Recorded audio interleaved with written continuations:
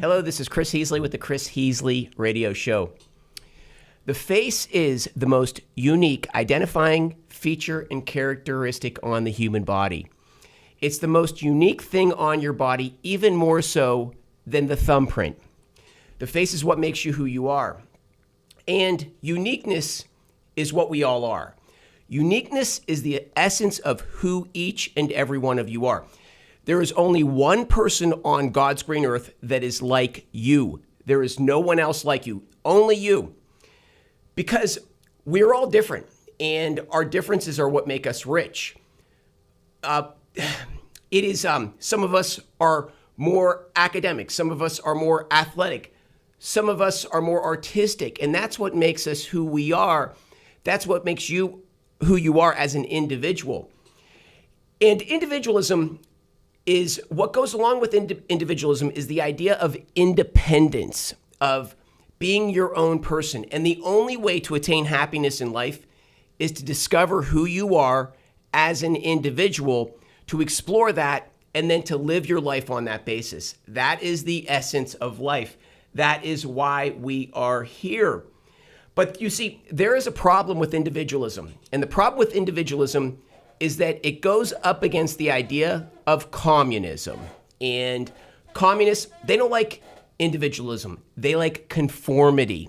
They like obedience. And communism is not there for you and me. The communists, they always profess to be the person defending, to be the bold defender of the little guy, the bold defender of society. But communism is not about that. What communism is about, it's about the communists themselves. You see, in every part of America, in every little neighborhood, there's a little commie. Those type of people that can't help themselves, they have to control others. And the issue of communism exists for the communists themselves. It is about feeding their own sense of narcissism, their own egotistical nature. That's why communism exists. It exists for the communists. And we should all obey the communists, right? I mean, if you don't obey the communists, if you don't obey the leftist in your neighborhood, then you're a bad person. We know the message. We get it. We get it constantly. And I get called out a lot for using this verbiage. I say the words Marxism. I say the words communism.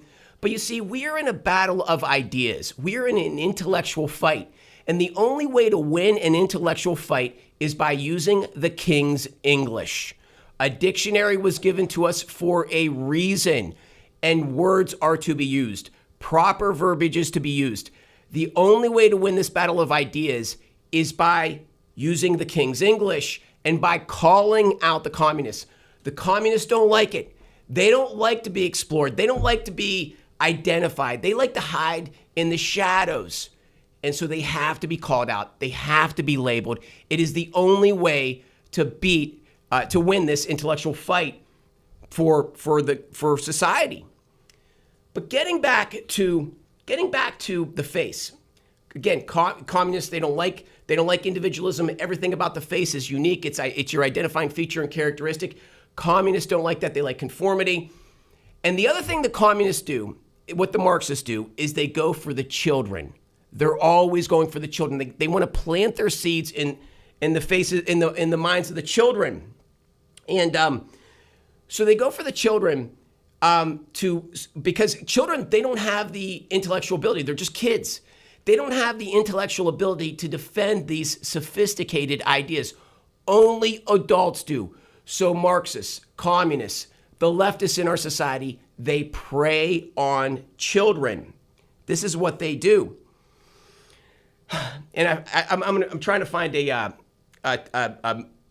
me find this here. 1 second, guys. Okay, I got to find this one comment made by a parent that's absolutely brilliant. If I can find this comment made by a parent. 1 second, guys. Just give me 1 second. 1 second. Because this person explains it brilliantly. I'm going to read this. This was a comment made in a local community school group. And here's what this person says. Progressive activists see the public school system as a tool that can be used to indoctrinate kids and facilitate an anti-family agenda. To progressive activists, alert moms and dads are a potential obstacle, which explains their opposition to parental rights. That is why I think it is so important to elect school board members whose focus is on the best interests of children and families and who understand what the essentials are for a beneficial education. I am voting for board members who want school to be a healthy, protected environment where all kids can flourish academically. I support board members who value good teachers and respect the rights of parents. I support board members who are against activists using the public school system to expose kids to the prurient interests of adults. Okay, and then she goes on to give her endorsement, which I'm not going to repeat that part. I'll let you figure that out for yourself. But that quote is brilliant. I 100% agree with that quote. The activist left, the commies in our society, these people who can't help themselves, they have to control others, are coming to your schools to take hold of your child's mind. And like a snake inching through the grass, they have all of these devious, deceptive ways to get their sick ideas in the minds of your child. Their intent is to subvert parents. That's the intent. That's why we are in the fight of our times. And to give you an idea to the degree to which the commie left despise. Okay, I want to make a point. Fort Bend County is the #1 most diverse county in the country. It's the most diverse county in the country. We have every ethnicity that exists. It's in Fort Bend. And the people of Fort Bend have come to love this fact about our county. But you see, the activist left, they pretend to be the defender of the diversity in our culture, but they aren't. Because again, they like sameness. They like meaningless drones. They like conformity. That's what they like. And so what they do is, while they pretend to be the defender of the diverse group, they actually look to exploit it. And nothing can be more obvious than the demise of our county judge, KP George, the leading Democrat for almost a decade. Their franchise player, their star quarterback, KP George, was using, I'll let you go research it. It's very easy to go find out what he did, was using divisive tactics to purposely bring down our neighborhood through racial division, KP George. But I want to move to another, what I consider the maestro of the Fort Bend County Democrats, State Rep Ron Reynolds. And State Rep Ron Reynolds was on the Isaiah Factor. And just to give you an idea of the degree to which he despises the differences between our people, I want to read you the quote that Ron Reynolds, State Rep Ron Reynolds, made on the Isaiah Factor. And he said this, quote, this is regarding critical race theory, by the way. Critical race theory, which is an idea to pit children against one another based on their racial differences. It's a sick, gross idea, and it's an idea that Ron Reynolds fully supports. And here's his quote. Quote, they don't want white kids to be ashamed of their founding fathers. So that is what they are essentially doing, because they are talking about critical race theory. Isaiah, I'm just going to be straight with you. You know I can keep it real with you. This is white guilt. Unquote Ron Reynolds. There's Ron Reynolds keeping it straight. Ron Reynolds just being real. Ron Reynolds fanning the flames of racial division. Over the course of this show, I've given maybe 100 different examples of county Democrats fanning the flames of racial division with all of their tactics. Their purpose is to divide. And you see, the reason I talked about the face is because one of the most devious, evilly brilliant moves that they ever made was putting the masks on the faces of the children, okay? Why did they put the masks on the faces of the children, right? All of their medical nonsense, which is now fully exposed, which parents were exposing in the school board meetings. You didn't need to be a medical doctor to figure out this silly thinking. The reason they put the masks on the kids is because they want conformity. They don't like identifying feature and characteristics. They want sameness. They want a blank slate. They want meaningless drones made out of our children that will obey them. That's why the masks were put on the kids. It's about the idea of being equal. Being equal. What is the idea called? It's called DEI, diversity, equity, and inclusion. The central pillar of DEI is equality. And what they mean by being equal, they don't mean equal rights. Because what equal rights do is they allow your individual characteristics to flourish. If you're a great basketball player, you're going to be the best basketball player. If you're a great mathematician, equal rights are going to allow you to flourish as a mathematician, so on and so forth. It's not about equal rights. It's about conformity. That's what equality means. And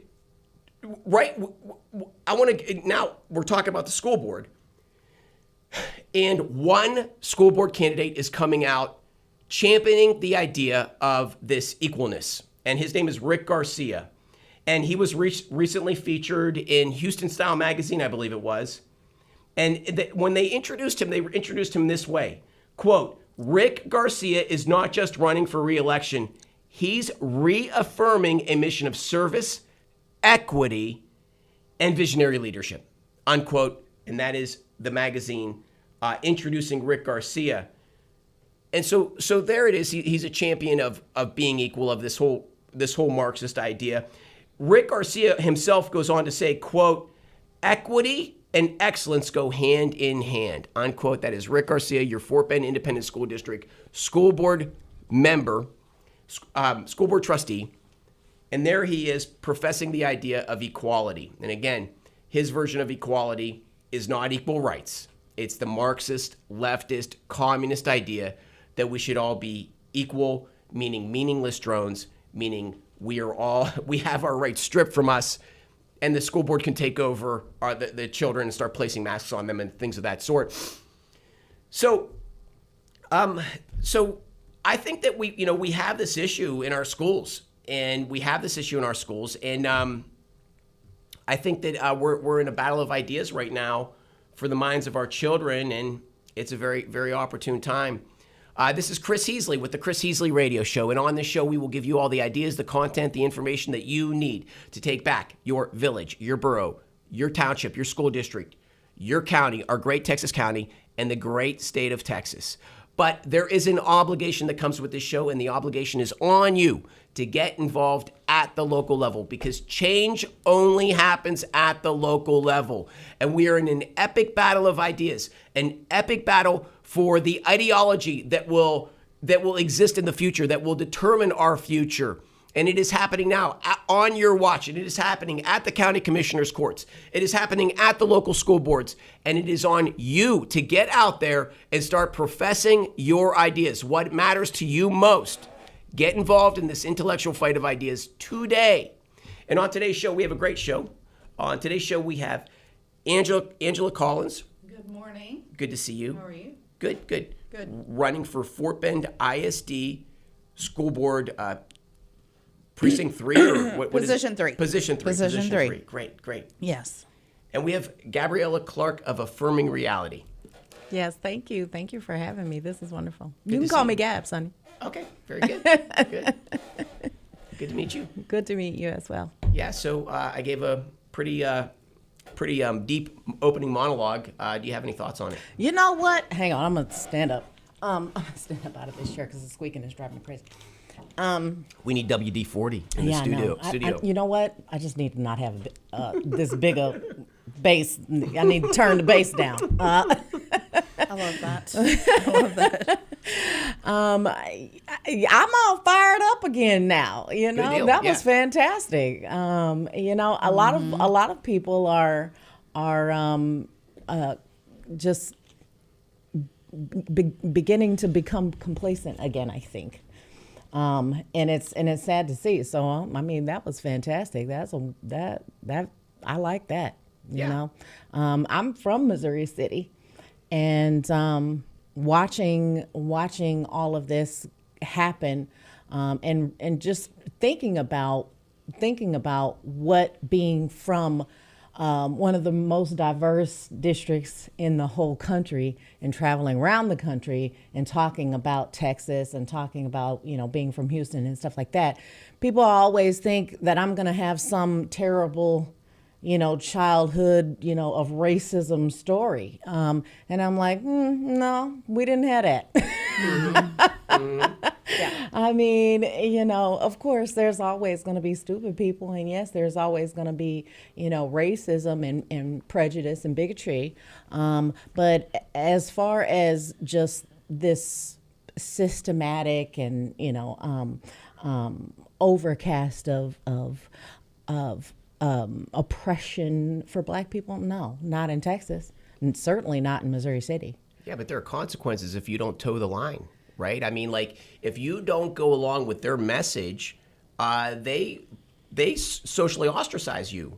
If you let them, place yeah. pressure on you. If you let them. I mean, Sean Theory experienced that. Yeah. She lost her election because she refused to toe the line. But I've never toed the line for anybody. And whenever we were having problems, whenever it came up with my family, we did not toe the line. And we realized that we had a lot more support than we could have ever imagined. And that's one of the tactics that they use, is the fear of cancel culture and intimidation and being ostracized. But that only works if you let them do it. I mean, more people should be, more Americans, certainly Texans, should be emboldened to speak their mind and protect themselves and live the way that they want to live without having someone try to browbeat them into some sort of ideology. So you grew up in Missouri City, and your family never took hold of the victim mentality. They tell me about that. Oh, well, my family, a lot of them are socialist Democrats, quite a lot of them. But there are a few who just are like, no, this is, nope, we don't believe in this. And are staunch conservatives, just like I am. And our family has had some divisions and things like that, but we're still family at the end of the day. And politics is not going to make such a big impact on our lives that it's going to change anything. But yeah, I mean, and I think that has given me a unique perspective and, I don't know, maybe a little more ammunition than your average person, because I got to see what it's like being in it. My mother was a socialist Democrat feminist, a very hardcore feminist. And I can remember growing up, there was a shooting, at a Chevron right around the corner from my home. And the gas station owner shot, somebody who was robbing them, and I think he shot him in the back. I can't even remember, but I was like, well, you shouldn't have sold. Yeah, right. That was my position. My position was the fat folk position, and my mother, she was really irate. She was like, no, it was just, it wasn't that big, it's not a big enough deal. I said, you don't know what could have happened. I mean, how was the person who's running this store, how did they know that person didn't have a gun? How do they know that the person was going to hurt them, or their family? I mean, you don't account for that. So I mean, it was very,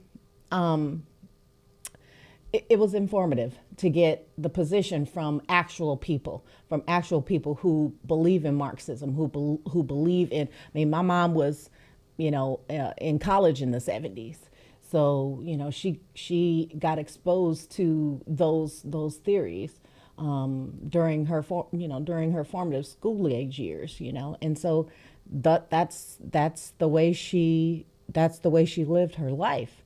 And my grandparents were old school Democrats. They didn't even believe in abortion, but they believed that people should have the right to choose, which, I mean, my grandmother would say abortion is murder. She would say that, but she said, but it's not for me to say what somebody else should do. And there were other people in my family who were more in line with what I believe as a conservative. A lot of the times the discussions around the dinner table at Sunday dinner were extremely lively. The O.J. Simpson case sticks out in my head because that was a big one in our family, having a lot of different viewpoints. But all in all, growing up with, even in our family, so many diverse ideas and worldviews it made me, it gave me the capability to be able to exist out in the world and not be so extreme, in any one point of view, and learn more about how these things work. And it made me a weapon, really, to be able to fight back when the time came. I think a lot of how my life went made it possible for me to be kind of the tip of the spear when it comes to fighting the woke. Amen to that. Yeah, that's incredible. Boys, I had so many things I wanted to say when you were talking. The victimhood mentality is crippling. And that's why the activist left puts it on the minority communities. They put it on them for the purposes of racial division, but they also are exploiting them. In no way, shape, or form does I find nothing of value in leftism. Nothing. I consider these people to be complete pretenders, opportunists. The day of John F. Kennedy's was a long time ago. These guys today are here to exploit, divide, and conquer. And so I really see our minority communities as being exploited by these racial tactics, and I see the victimhood mentality used as a weapon to cripple them and to ensure that they never rise up. What do you think? Well, I would say that's not singular to the left. Mm-hmm. Okay, that happens to the right too. Yeah, we have a very serious victimhood mentality on the right as well. Mm-hmm. We think that our forefathers fought for us. We shouldn't have to, fight now. Mm-hmm. And so a lot of them don't when they should. Mm-hmm. Or we shouldn't have to speak out, or we shouldn't have to lose our jobs, or we shouldn't have to put our jobs on the line, or we shouldn't have to put our freedom on the line. For this, because our forefathers fought and we voted, Right. That's kind of the way it is on the right. But there's that's the same kind of victimhood mentality on both sides. And I would say too that, in the beginning, when I first got involved with this, 2020 was, for everybody, just the craziest year. Once the lockdown started and distance learning took over, I realized so much about what was going on in my kids' schools. And I was sitting in the living room watching my daughter doing her distance learning, and I heard a teacher talking about graffiti for Black Lives Matter being this wonderful expression of art. And I was just going, what? Graffiti is a crime. Why are you teaching my middle schooler that tagging a car is art? Like, that is madness.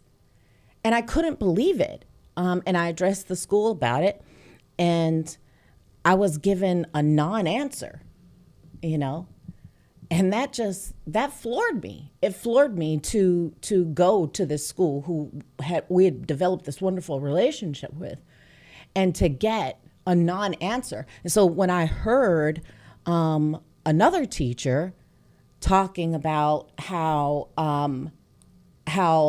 the police murder Black people, I was like, whoa. I was like, get out of that class right now. And I found her a new school, and she was done with that school.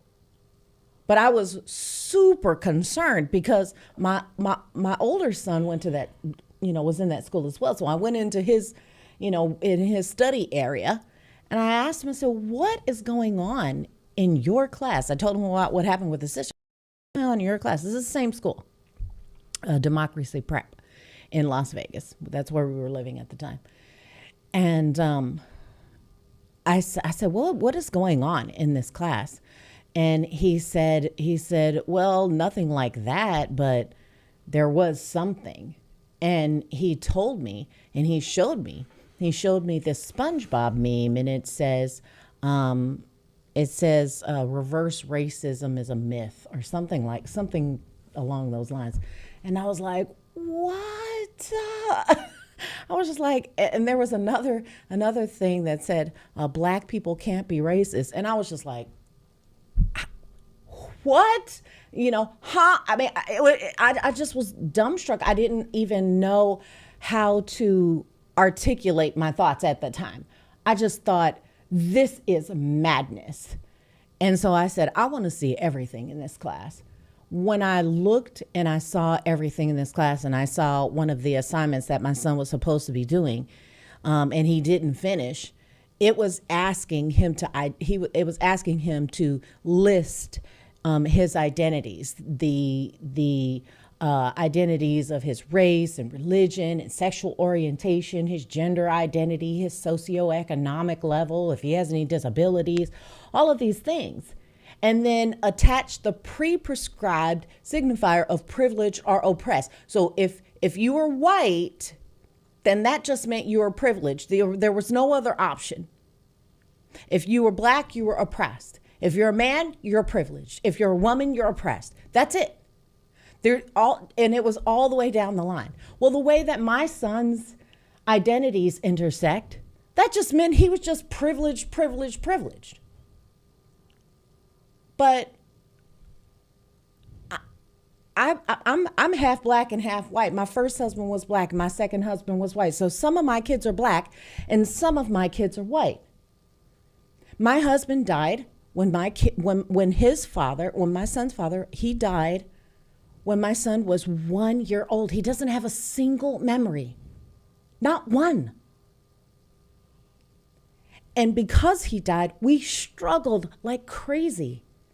At the time when this happened, we were homeless. We were living in a motel in Las Vegas, and my son was sleeping on a mat on the floor. I was disabled for years. In a wheelchair, my son was having to pack me up and down the stairs. Why I were you got disabled? so sick. I'd had an accident a month before my husband died. I had a hiking accident. And because he died, I wasn't able to get surgery. And so it stayed like that for years, decades. And it just got increasingly worse until I couldn't even walk. And the immobility caused all of these other medical problems, including serious weight gain, which all of these things compounded, and having all these children by myself, a widow, disabled mother of 5. I mean, all of this, and they're telling my son, who has to carry his disabled mother that weighs 300 pounds up and down the stairs at a motel, that he's privileged because he's white and because we believe in Judeo-Christian values? No. And I said, absolutely not. We tried to get them to take him out of that class. We said, just take him out of the class and put him in something else. They said no. And I did everything I could. I tried to reach out to everybody up the chain of command. Was this local schools? This was in Las Vegas. So it was at a school called Democracy Prep. Democracy Prep, when we first started going to this school, it was the Andre Agassi school, the tennis player.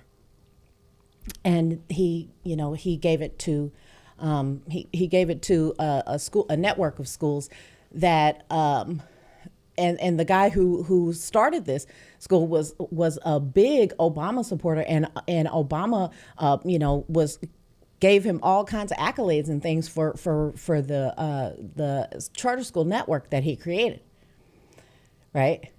And at this time, it was being managed by, Natasha Trivers from, and her father was a Black Panther.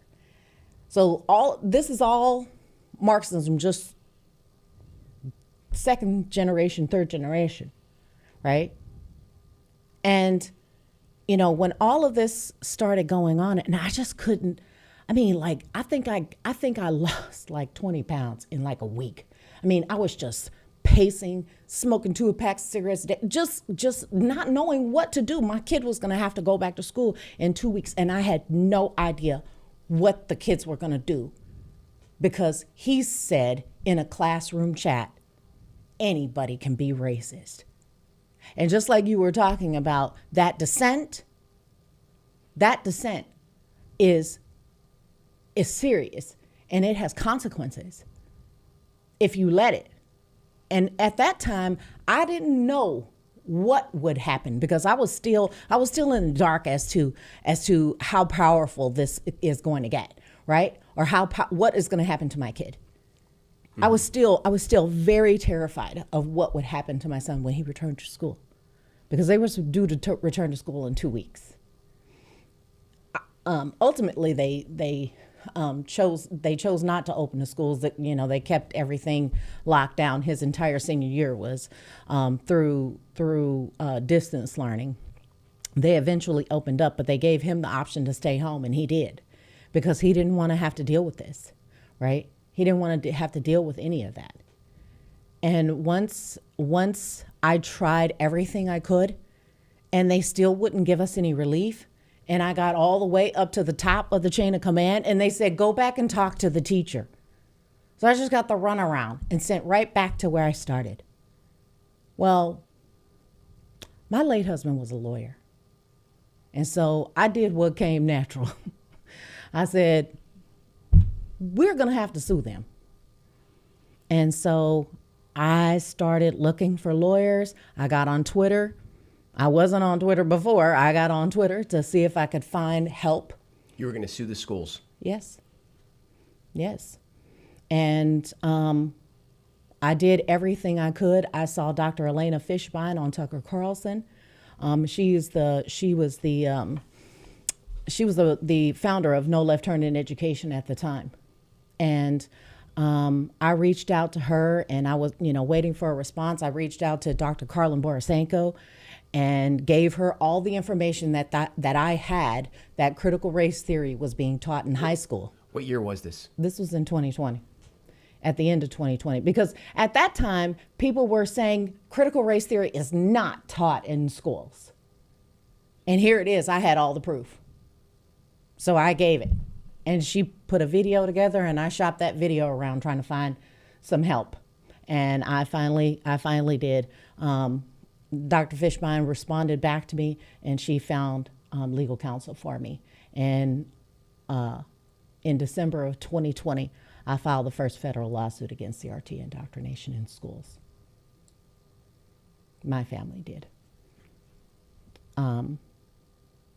That felt like the planet cracked, right?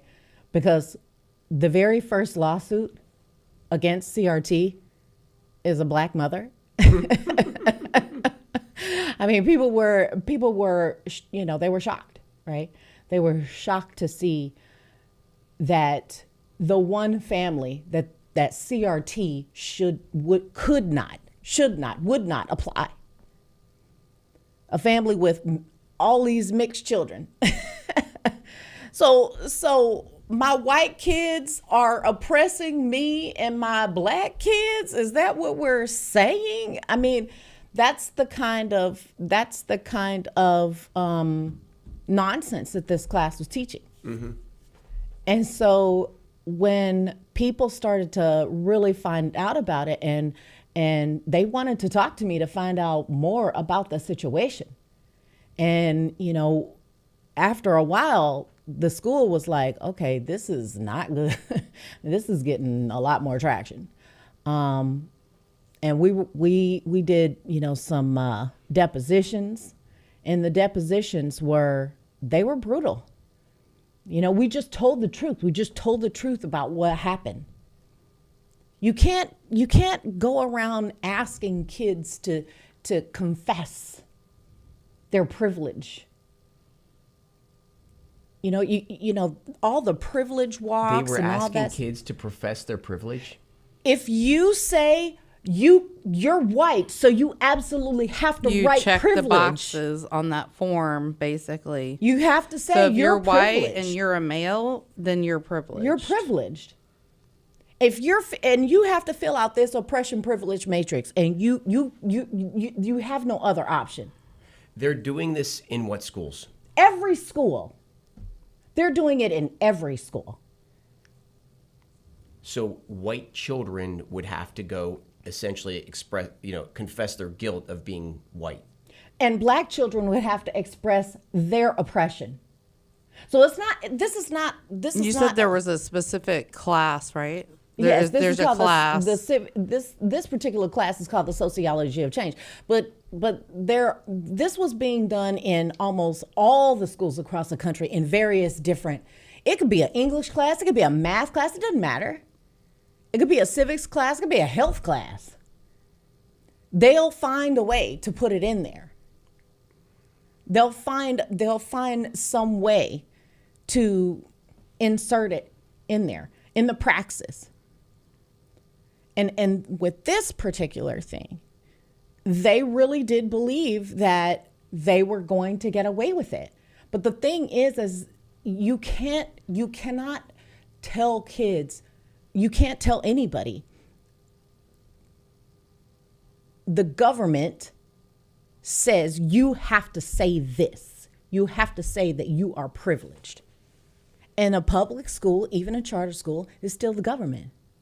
And to try to penalize my son, because they were saying if he doesn't complete this, then he's going to fail and he won't graduate.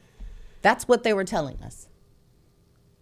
And because of that, that gave us all the ammunition that we needed to file the lawsuit.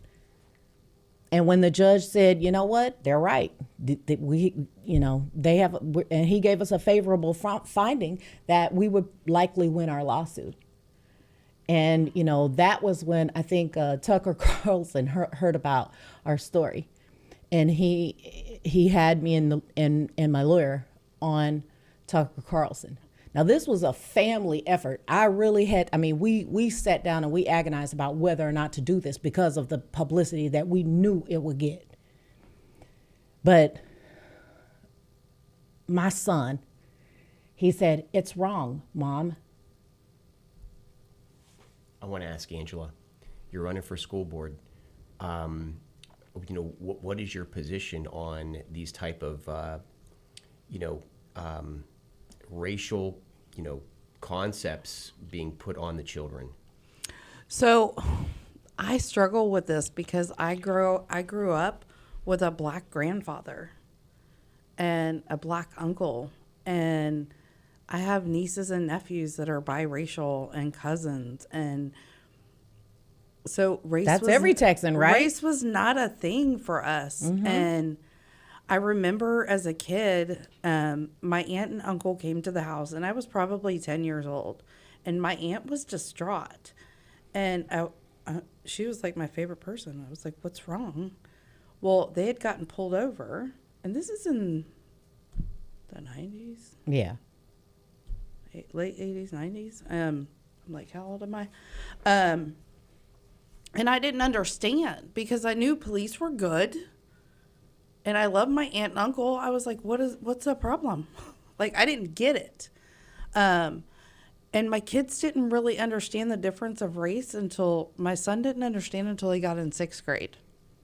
Like, it was just not something that was at the forefront. At the forefront. Like, everybody, we're all people. Yeah, because these ideas are injected for political reasons. The first time he heard the N-word was in 6th grade.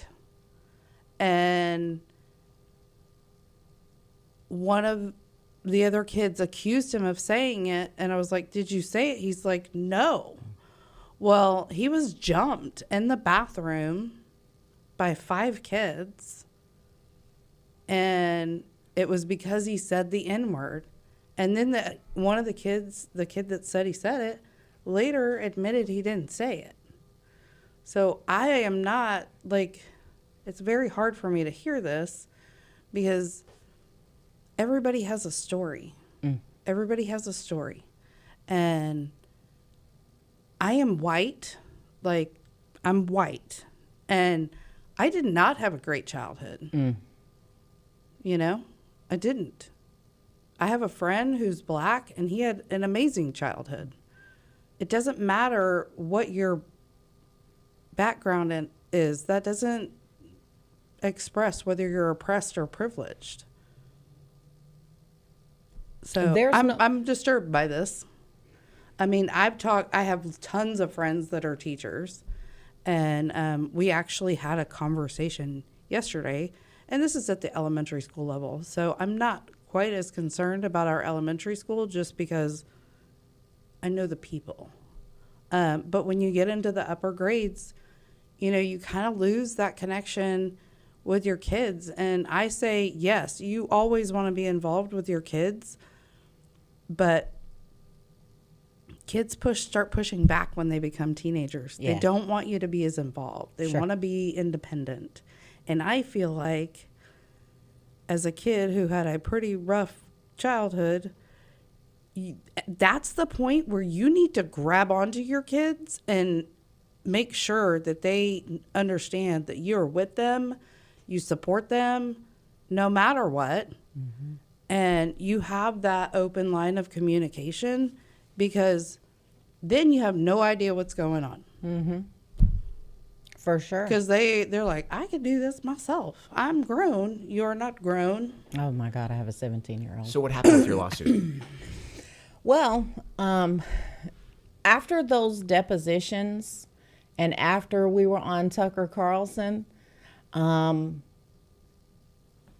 it made a huge impact.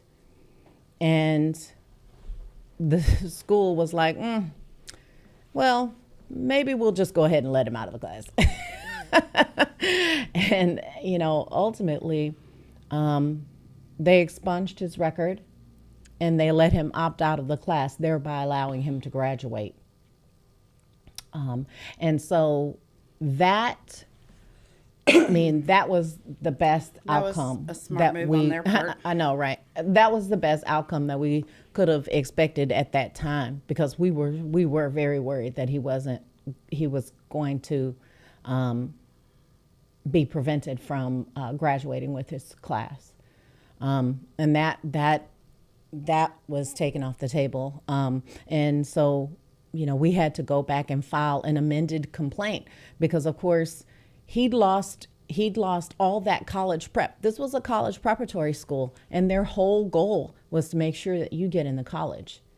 And so he'd lost all that 6 years that he'd been there because he had, you know, they weren't working with him like that. And so, and not only that, but it completely ruined his senior year of high school. Instead of doing, you know, silly stuff with his friends and having the best, you know, send off possible for the end of his career as a primary school student, he was fighting a lawsuit, you know. So we filed an amended complaint, and that went on, you know, for damages, and that went on for several years. And I believe it was 2022 of December, we came to a resolution.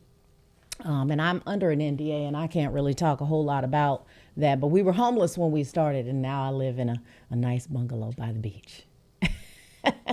So, but that was, I mean, and I tell parents all the time, don't just take it. Because in the beginning, they told us, we went to, and this is the point I was trying to make. We went to conservative lawyers to help us, and they wouldn't. We went to liberal lawyers who are like free speech advocates and pretty much free speech absolutists. These are like classical liberal. They were the only ones to help us in the beginning, because these were the people who had always believed in that. They were the only ones to help us in the beginning.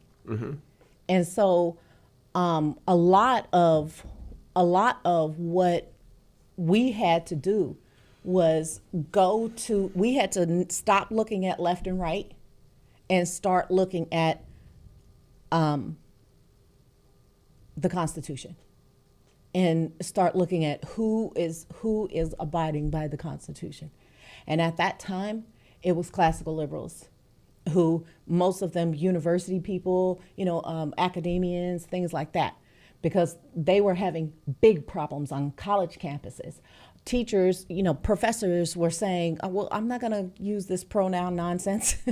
I'm not doing that. It's grammatically incorrect. We're not doing it. And they were, getting shouted down. Teachers were getting trapped in their, classrooms or in their study halls and things like that by mobs of students. I mean, all of this upheaval and uproar on campuses was going on. So the biggest fighters at that time were classical liberals. And so, the conservatives would just say, well, just, put your head down and do the work and just get out of there. Just write whatever they want you to write and just ignore it, or move to another school or whatever. And I just felt like, I'm an American. I'm a Texan. I'm not running away from this, and I'm not going to teach my kids to run away from it, and I am not going to tell my son that I don't have his back. So we talked about it as a family, and we stood firm, and that's how that went. But since then, when we first started, there were no public interest firms to help us. The closest public interest firm at the time was like the Fire or ADF or whatever, but they didn't handle this kind of stuff. They handled college students because this was kind of unheard of at the time for high school. So we didn't, when we first got started, there were no public interest firms that were interested in helping us at all. And because of my lawsuit, there have been multiple laws passed in all of these different states that have used our lawsuit as a basis for some of their laws.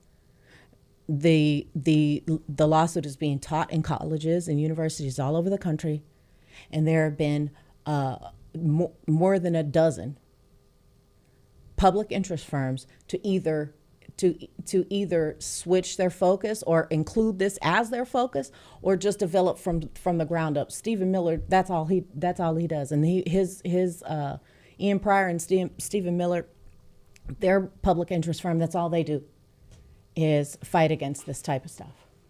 And that wasn't there before. But because of what we started, now there are parents all over the country who have recourse if they want it.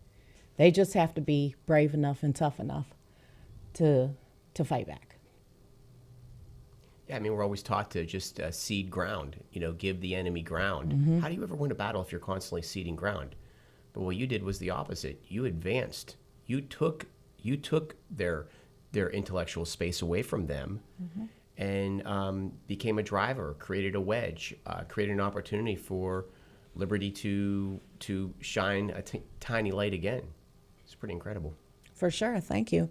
And you know what? Like and this is why I get so mad at conservatives, because I'm like, guys, you cannot keep allowing. And I got roasted by conservatives. I mean, they were mad. They were like, you're taking money out of the system. You're making waves. Why not just go to your school board meeting or whatever? And I'm a school board meeting. This is a charter school. They don't care about what I do at a school board meeting. They'll laugh in my face. Like, that's not that you. There's at some point you have to take a stand. You absolutely must. They've been taught to play fight. Yeah. Right. They've been taught to just to be powder puffs, and I mean, eventually you have to go for the win with conviction, and to them they see that as immature. Idealistic, naive, while they express cowardice. And the truth is, it's not naive. It's that they are afraid. They don't have the courage that you have. And I think they somewhat resent you for it. Well, I mean, that's too bad. They can get glad in the same draws they got mad in. They, I've seen I've seen people pack up, leave their homes, move 5 miles down the road. They're upside down on the payments of their house. They got a short sale to move down 5 miles down the road for the exact same thing to come to their school 2 years later. You cannot run from this. You know, I've always said that, you know, the left, they have a hold on our urban centers, right? And they're going for the attached suburban communities. And the one they got their eyes on is Fort Bend, because it is so diverse, and they're using their racial division tactics. They see the opportunity there. If they can get Fort Bend, then the whole pendulum shifts in the state of Texas. Now they're back on offense. Momentum's back on their side of the court. So they have to take Fort Bend. And once they take, and what's the standard thinking of the conservatives? Move to Rosenberg. Move to Galveston. And if they get the attached suburban communities, taking the countryside, taking the farmlands is going to be like a Soviet tank rolling through a Polish village. It's going to be easy. So I 100% agree with you. I can't stand the fact, you know, our country's founded on 1776. The founders, they risked everything, life, limb, all of their savings for an idea. Again, then in 1836, it happens right in our backyard in Texas. You know, those men came and they fought. The Alamo was basically a mud hut, you know, and they're basically going behind these soft walls to take on one of the world's most formidable armies. It's over and over again, yet we're taught that's foolish, that's naive, that's immature, right? So I'm with you. I 100% agree with you. They told me, you're not going to win, you're not going to win. And when I first saw the lawsuit, I was like, whoa, I want to do, I want to do more than this, and I pressed my lawyers, and they listened, and they said, okay, well, we're going to do more. And they went after the jugular, and I commend them. They were, John O'Brien, he listened, and he is crazy as all get out, just like me. And he said, okay, let's do it. And they didn't go big or go home. Yeah, but I mean, people they didn't like us. Like, they didn't like what we were doing. They didn't like our brashness. They didn't like any of that stuff. We got turned down for a lot of things because they thought that it was too. They didn't see it as authentic. They saw it as unpolished. You know what I mean? And then the people started to speak up, and it changed. Well, the first thing, it's very rare to find attorneys like that. Attorneys are coached to throw in the towel. That's all they want to do is throw in the towel. They never want to get in the ring because they might lose, but they want to charge the daylights out of you, right? So they throw in the towel, and then it's this whole idea that being a fighter is, again, being refined and being polished is acquiescing, right? Yes. It's ceding ground to the left. It's acknowledging that you're inferior. That's what the academics teach. So these conservatives come along, and when a woman like you comes along with all your brashness, they are not ready for it. They don't know what to do. It was a weird scenario. I mean, I would be in email threads with 100 people who are fighting all of this stuff, and some professor would say, can we do something about the way she talks? Like, you don't like my patois? It would just, they were weirded out about it. And then there were some people who said, no. This is what people want to see. This is because this connects me to regular everyday people. I am an extra regular person. I'm hyper regular. Authenticity is what people are dying for. They're looking for the regular Joe. They want to be talked to like one of their own. Go ahead. Yeah. You're say? Well, I mean, since this whole running for school board, I get a lot of lashback about not sounding professional or polished. All right. And I'm like, I'm not. Yeah. I'm not professional. I'm not a politician. I'm a mom who knows, like, there are stuff not going right in the schools. Yeah. Like, a lot of things. And the more and more I find out, I'm, like, digging in. And, you know, I go to these forums and they ask questions. And I'm like, I know what is in my brain, what I need to say. But I have so many other things. Look at this. Yeah. Like, this is what I want to say. And so you have to give a short answer. And to me, I sound like an idiot. Yeah, and you're not building a resume, right? You're not doing this to build a resume. No. Yeah. No. Like, I know there are genuine issues, and I love all kids. And usually, the more problems they have, I flock to them even more. They like, need more loving. They are my babies. Yeah. And it really bothers me because I am not going to be polished. It's not me. It's not you see is necessary what you for the get. people. I am authentic. I care about the kids. I care about the parents. I have been one of those parents like you that were not being heard, didn't know where to go, didn't know where to turn. Like, I want to be that sounding voice for those parents and those kids. And it bothers me that, you know, the biggest thing they can say is, I'm not polished. And I don't know what I'm talking about. I know what I'm talking about. Right. But sometimes it just doesn't all come The out. polished, I mean, you know, Obama was beautifully polished, you know, but I'm sorry. I don't want to have a beautiful lie. I'd rather have the ugly truth. And, you know, I mean, and when we're talking about schools, one of the things that most people don't even consider is the fact that our schools are so messed up right now is because our good teachers are leaving the profession. And so, you know, some of our biggest support and our best help, we couldn't have done this on our own.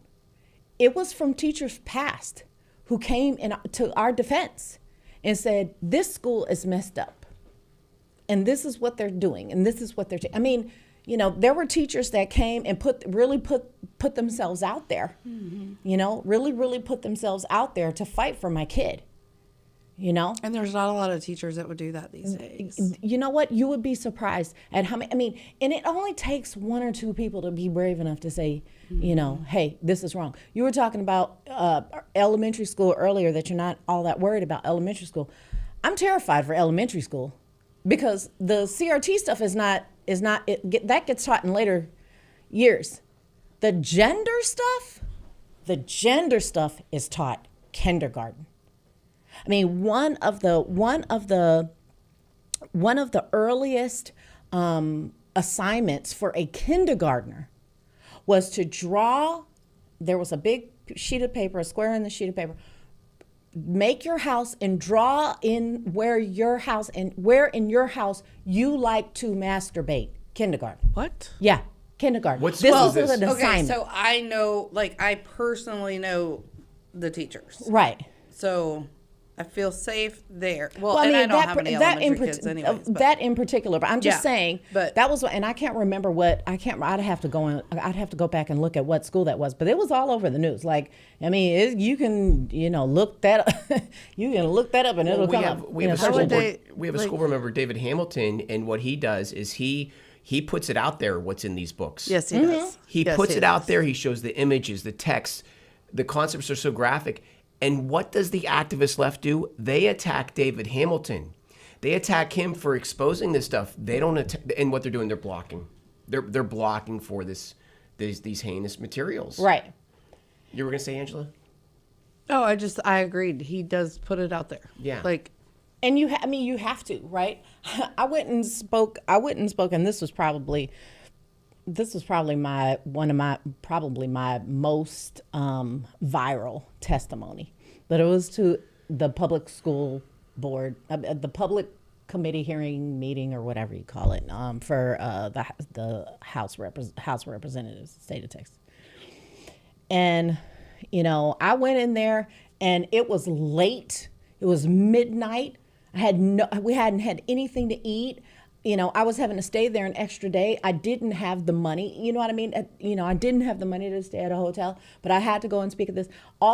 Even Amazon, all of these, you know, people who live there got to speak before parents. Parents had to wait until midnight, you know, to speak. And I was furious and hangry and, you know, and everything else. And I went and spoke and just let them have it, you know, and that testimony went viral. Twice, actually. It went viral one year, and then a year later, somebody else found it, and it went viral again. Circled back around. Yeah, but it was as authentic as it gets of the frustration of every parent, and the parents especially who are trying get worse. They get treated worse. Like you know, you're almost treated better if you just keep your mouth shut. You speak out, and you're treated worse. And that was one of the things is about the books, you know. And James Tellerico was saying, well, if we get rid of sex in the book, you know, in school books and whatever, we're gonna have to get rid of the Bible. There's no blowjobs in the Bible. Okay, well, they're not describing that. There's no anal sex in the Bible. They're not doing that. You know what I mean? I mean, this is the kind of madness that they're trying to obfuscate the truth. Well, that's why my point is that we should attach that whole, I don't even want to put it into words, that whole grooming effort to them. They are grooming children, and they should be labeled as such. It's the only way to win this battle. By playing nice, by playing soft, they get to keep putting these insidious ideas into the minds of the children. But if you call them a groomer, they don't like that. Well, you know what? I mean, we should be using every single available legal method. And I don't care. I mean, and you know, sometimes it might get a little rude or a little nasty, but they don't care about being rude or nasty to us. As long as it's legal, I don't care what, you know what I mean? As long as it's legal, I almost don't care. I mean, you know, ethical maybe, you know. Aside from that, I have no qualms about fighting as hard as possible. And I said that, I told Yanya Kellett that we will do everything legally possible to stop you. And that's the truth. And every parent needs to do that. I mean, you know, because it wasn't just my son who was affected by woke indoctrination. My daughter was captured by the gender cult, and we had to escape from Las Vegas. That's the reason why I'm here now. I mean, I'm from Texas. I'm originally from Mo City. I went to Willow Ridge. My mother went to Dulles. You know, I went to all my schools. I went, you know, throughout. We're in Missouri City. We're in Fort Bend County. And, you know, I was, you know, had moved away for years. And when I realized that my daughter was caught up in this, I was like, what is going on? First, it was my kid. And let me just tell you how insane the whole situation is with that. The school that my daughter was going to, they knew what I was doing with CRT. They knew I had already filed that lawsuit. They were watching me, you know, give television interviews. They knew who I was. They knew what I was doing. And they still taught my daughter gender theory. I mean, they don't care. They don't care about the repercussions. They don't care about the consequences. They're going to take the risk. Because it's a public institution. They have nothing to lose. Well, they have everything to lose because obviously, I mean, if you keep doing that, you're going to lose your money. Yeah, it was a public school. Okay. It was a public charter.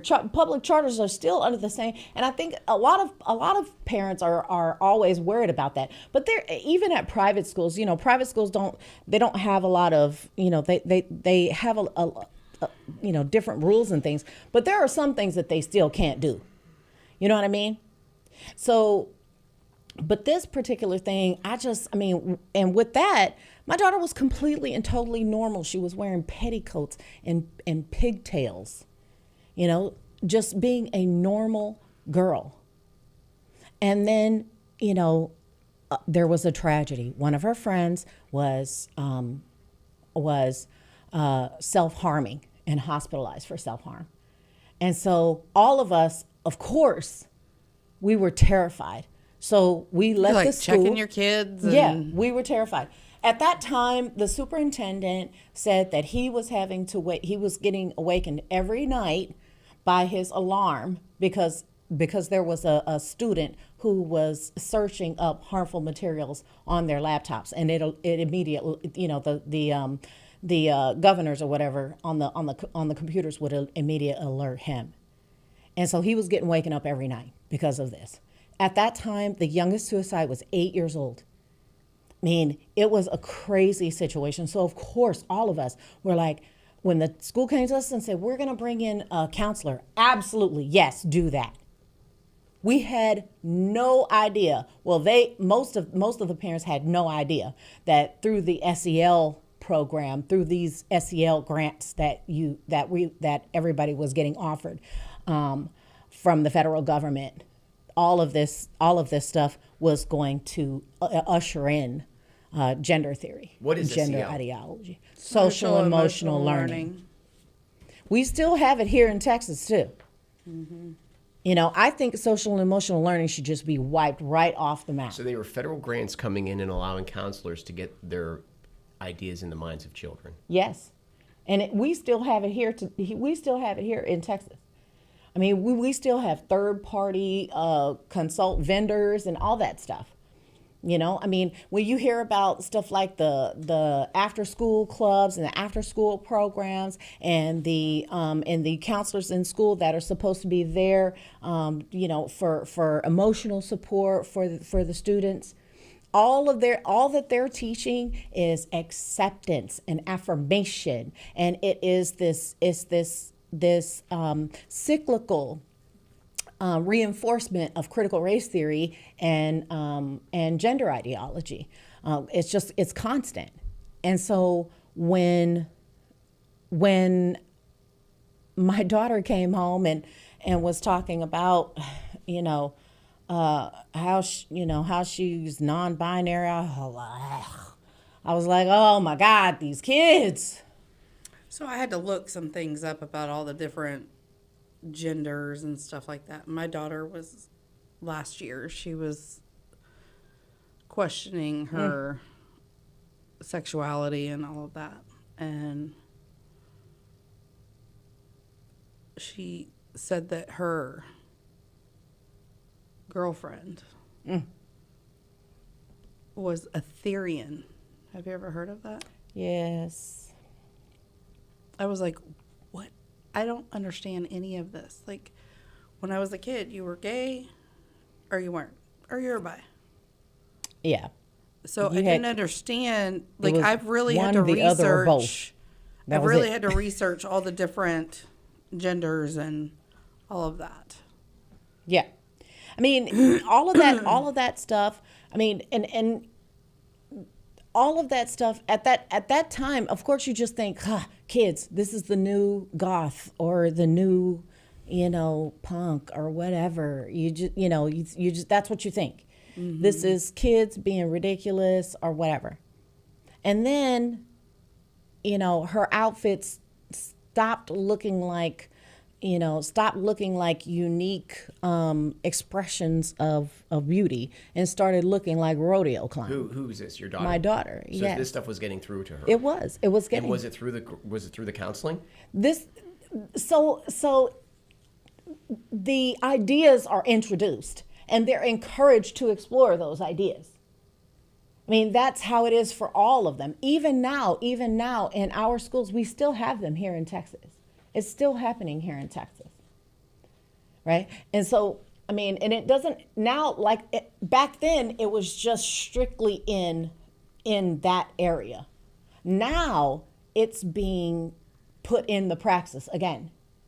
It's in everything. I mean, it's in math, it's in English, it's in everything. So these things are being introduced everywhere. The library is probably one of the biggest culprits, again, because of the books. The books have websites and things like that in the glossary to go to if you want to, find out more about things. Excuse me. It's so nebulous and and destructive. So I mean, and when this all was going on with my daughter, I just chalked it up to teenage, and she was getting a little nasty too. And I was like, God, man, she's getting a little mean, And I'm thinking, is this what teenagers are gonna, a teenage girl? Because I didn't have any girls, I only had boys. I was like, God, man, is this what the mean girl thing is all about? And so I just was like, I don't know if I'm ready for this. And I, put it out of my mind and just pressed forward. We visited a family member who was sick in rural Texas. And there was no internet. And she went right back to being the sweet little girl that she had been before. And I was like, whoa, this is not normal. This is not normal teenage behavior. You don't revert back, after being away from your computer and your friends for a few weeks. Like it was insane. I couldn't believe that it was happening. And then when we had to return home and she got back, and started talking back with her friends, and she got back online and everything, because there's grooming that goes on online too. Her TikToks and all of that stuff. There's all kinds of stuff going on there too. It picked back up again. But it wasn't until she started school that the harmful stuff started. The self-harm and the tantrums and all of the crazy, even the progression of her outward appearance. Turn it from rodeo clown to satanic. It was getting weird. And people think that this is called social transition. So people think that social transition is no big deal, but it is torture for the person who's dealing with it, for the person who's in it. They're taught not to trust their parents. They're taught that their parents are their enemy. They're taught to be hyper-focused on their appearance and their behavior and their attitude about being trans or being queer. They're taught that being attractive or being pretty or any of those things is part of an oppressive system. So they're taught to be as ugly as possible and to make themselves as ugly as possible. So not combing your hair or putting on terrible makeup or all of these things. This is why you see the purple haired people with their messed up faces and they're unkempt and all that stuff. That's where all of that comes from. It is very, very, very toxic. And this is a terrible maladaptive coping strategies. And once I realized that, I was just like, okay, I have to do something. So I knew better than to ask if anything was going on. I knew better than to do that because they were just going to lie to me.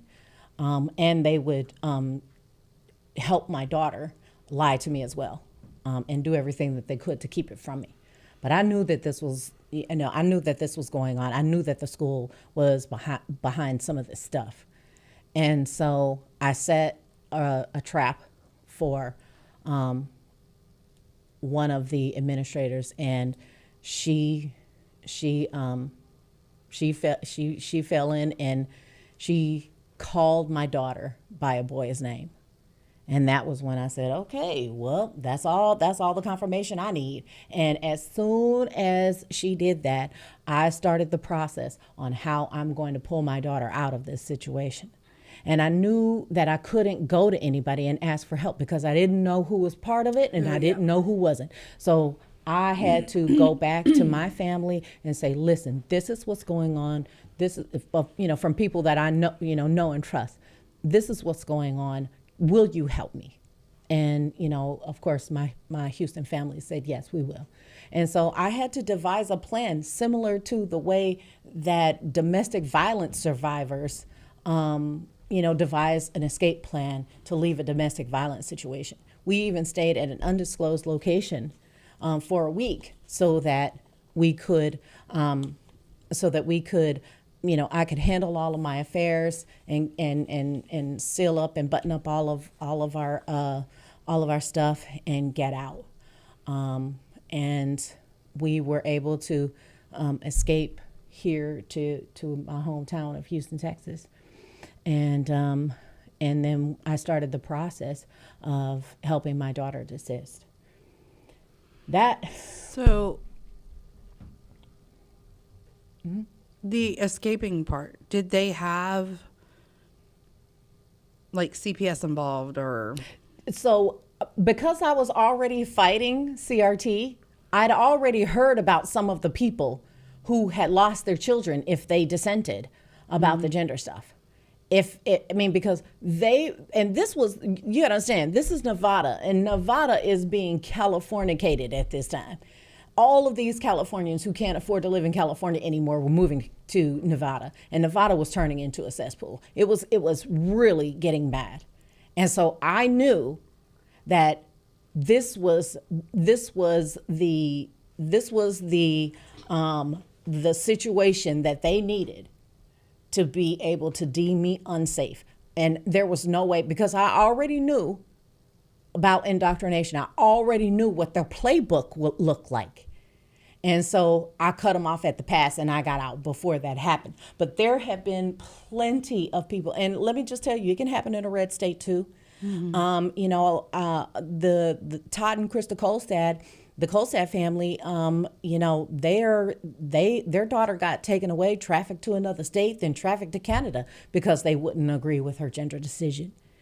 This is a Republican governor, a red state. This is a red state, and it still happened. And who trafficked the child? The CPS. Oh man. So the CPS, because the laws in Montana, they're anti-gender affirming care laws in Montana. So they sent her to Wyoming, to a hospital in Wyoming, against the parents' wishes. There was a woman in Ohio. She was on the Alex Jones show for a long time, and she exposed a documentary exposing the American deep state. And the day she did it, county sheriff showed up. Portage County sheriffs in Ohio showed up at her house, arrested her, and CPS began the work to take her kids. Yes. CPS has been activated against parents. She dropped all of her activism in a minute. Yes, because if they let even one through unopposed, then they might as well just quit, because they can. It's just like with CRT and all of this privilege walks and all of that stuff. They don't do this stuff anymore. They don't do privilege walks anymore. They quickly realized you're gonna get sued, right? So when even now the gender stuff in schools, they're rethinking that, because there have been several cases. I've given my testimony in amicus briefs for probably a dozen cases throughout the state, not throughout the country, including here in Texas. When Kim Paxton's office called me and said, "Hey, we need your testimony. The ACLU is suing us over SB 14." Fine, I gave them. I sat there with them and gave them my testimony for that case.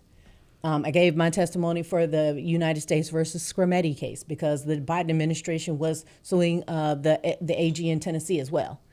I gave my testimony for several other cases of private civil litigation cases. Just throughout the country. Anytime they call me and ask, then I give it, because my experience with my daughter is that once I got back here, I was able to start the process of desistance, and I was successful in helping my daughters desist. And with that process, I created a program called Affirming Reality, and that is what I teach to parents worldwide with a great degree of success. So, I think that what we realized in today's show is that they're constantly shifting their tactics. Okay, and again, I say it regularly. It's like a serpent inching through the grass. They're constantly shifting their tactics. Parents are constantly wrestling to take their children back, and then the left shifts tactics. And 4 years ago, the Wuhan virus was dropped. It was released on the people of Texas, and it presented an opportunity of epic proportions for the totalitarian in our county, for those type of people to begin seizing our freedoms. And I'm referring to the county officials. And the county officials of Fort Bend County, the county officials of Harris County, they went full bore to take our counties into a totalitarian state like never before. And one of the first most critical items was the masks on the faces of the children. And who could oppose it, right? Because if you opposed it, hey, it's only for their safety, it's only for their health, you would be a bad parent. You're going to kill grandma. Of course, we understand it wasn't about that. It's about seizing control of the children. Once they can take your child away from you, the bounds of which they can call for greater controls has no ends. But in Fort Bend County, we had a school board official by the name of Jim Rice. And he was a conservative, and we were banking on him, we were depending on him to fight for our freedoms. He was known throughout the county as a conservative, but he didn't. He became an advocate for the masks, and he would constantly call on the intellectual class, the establishment, for their official opinion, and completely disregard that of the parents. And so what happened is an election happened, and we went out and found a new candidate to take on Jim Rice. And I want to make this clear. Jim Rice was a household name in Fort Bend. He'd been on the school board for maybe 9 years. And we looked to a man by the name of Rick Garcia. And Rick Garcia was an outsider. He had very little public awareness. The odds were stacked against Rick. But what he did is he aligned himself with, there was opportunity at hand because the totalitarian element was so dark that, from the ashes, the phoenix rises from the ashes. There was a light that was coming. It was the freedom movement. It was the activist parents that were standing up against this dark element. And Rick Garcia, he pretty much attached to us. And what he did is he went out there and espoused, the ideas for parental rights. He espoused the ideas for freedom. He attached to us, and we appreciated him. We fought hard for him, and we won. By the grace of God, we won, and we took out Jim Rice. It was amazing. But what's very important is during this time, Jim Rice, the conservative, shifted to the left. And he began aligning with the county Democrat Party, okay? Because he saw opportunity there. And I think that the Democrats sort of understood that. They said, let's put our cards on this guy. And so he shifted to the left, okay? So what happened is we got Rick Garcia in. We're all happy. We're proud. We fought hard. But then what we start to notice is just like Jim Rice sort of started to shift to the left, Rick Garcia, we started getting suspicious. Is he going to shift to the left? Now, you have to understand the state of the Democrat Party today. The Democrat Party today is a snake with its head cut off. It's a snake without a head because of what's happened at the national level with the election of President Trump. It's leveled their leadership. And then at the local level, again, with the fall of their leading candidate, KP George, they are in a state of ruins. They're in a state of upheaval. But at the same time, they are still a machine. They are the Democrat machine. They are still establishment. They still have all that infrastructure in place, and they need candidates. And the question is, are they courting our candidates, the ones that we fought hard for? Because it certainly seems like some of our candidates are getting really chummy with these Marxists on the left. And we started to wonder that about Rick Garcia. And then the votes started to come through. And votes that were really questionable, like, for example, raising taxes, okay? I want you to go look that one up, okay? And then, of course, there are other items, but then he voted for VOCA. What we've been discussing here today is how they are using counselors to slip in these insidious sexualized ideas to our children, Rick Garcia voted for VOCA, okay? Now, Adam Schoof, David Hamilton, and Sonia Jones did not vote for VOCA, okay, because they understand, but Rick voted for VOCA. So then he votes for VOCA, and now he's taking campaign donations, as I understand it, from Ron Reynolds, okay? Now he's out championing the idea of equity, right? The idea that we should all be equal. Rick Garcia's quote, equity and excellence go hand in hand, unquote, Rick Garcia. So we see this shift to the left. The entire premise of today's episode is how imperative, how critical it is right now to get the right ideas in our children. There is an assault on the minds of our children. We need hardened constitutionalists, freedom fighters, liberty lovers on our school boards. Okay, that's what we need. And we thought we had one, and we didn't have him. Then we thought we had another one, we didn't have him. And it appears, just like Jim Rice moved to the left, which allowed for the election of Rick Garcia, it appears that Rick Garcia is now seeing that opportunity that Jim Rice saw, seeing a greater possibly opportunity with that voting base and moving in that direction. And with that being said, I will now endorse Angela Collins for Fort Bend Independent School District 3. And I'm doing it because I want the nonsense eradicated. I want everyone to understand this. I'm a resident of Meadows Place, just like Angela Collins. I've known her for more than almost a decade. And what I've seen out of this woman is that she is a ferocious fighter for children.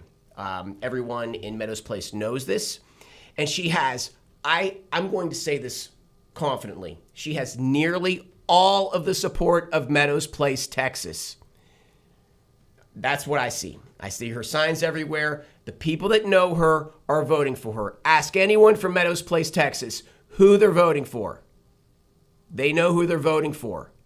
Okay? But I want to talk about her background. She puts down her background but the truth is that she's worked in oil and gas, in the finance sector for oil and gas for several years. That's her experience. The budget for Fort Bend schools is huge. We need someone that's not going to rubber stamp the budgets, that's going to comb through that budget and make pertinent decisions. I consider this next thing I'm going to say to be very pertinent. She put together she led our PTA association in Meadows Place. And she had incredible achievements in it, including raising funds for it.